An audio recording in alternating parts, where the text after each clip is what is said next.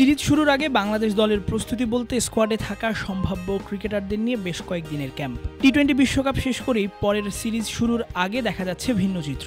নিজেদের সর্বোচ্চ প্রস্তুতি নিয়েই পাকিস্তানের বিপক্ষে 2 ম্যাচের টেস্ট সিরিজ খেলতে যাচ্ছে বাংলাদেশ দল।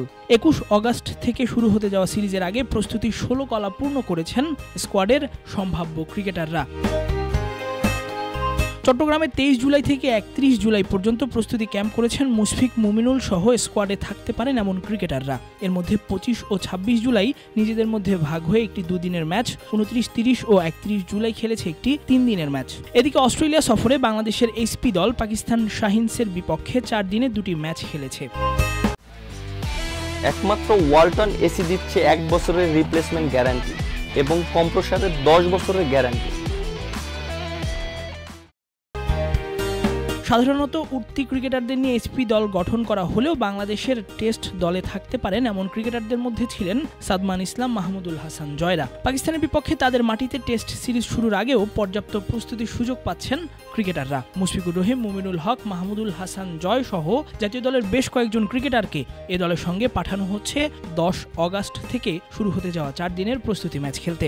আছেন এনামুল হক বিজয়, জাকির হাসান, শাহাদাত দীপুরাও।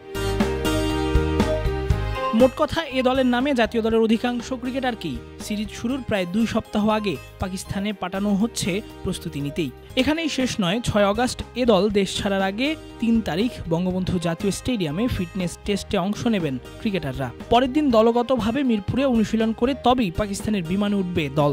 মোট কথা, পাকিস্তানের মাটিতে সাদা পোশাকের ক্রিকেটে ভালো করতে ক্রিকেটারদের যতটা প্রস্তুতি নেওয়ার সুযোগ দেওয়া দরকার তার সবটাই করেছে বিসিবি।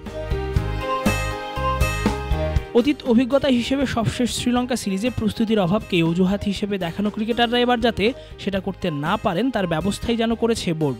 তাছাড়া পাকিস্তানের বিপক্ষে বাংলাদেশের টেস্ট ইতিহাসও ভালো নয়। সবশেষ 2022 সালে ঘরের মাঠের 2 ম্যাচের টেস্ট সিরিজের একটিতে ইনিংস ব্যবধানে 8 রানের হার, অন্যটিতে 8 উইকেটের হার। এমন সব দুঃসহ স্মৃতিতে সুখস্মৃতির আলপনা আঁকতে বাংলাদেশ দলকে খেলতে হবে সেরা ক্রিকেটটাই। অজুহাত দিতে গেলে পড়তে হবে বরং সমালোচনায়। তাসফিক পলক, ক্রিক ফ্রেঞ্জি।